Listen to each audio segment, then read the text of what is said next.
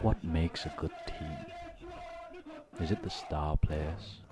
Or financial backing from giants?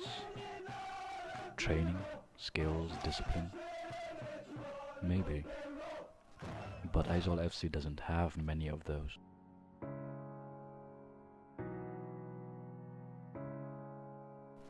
In fact, they relegated in the previous season with the most number of losses.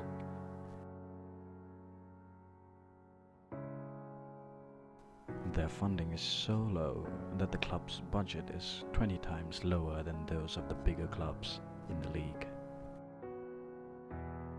Even lower than the earnings of most players.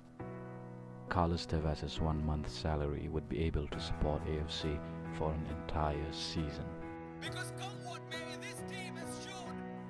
So, how in the world did they become champions of the I-League on the 30th night of April 2017?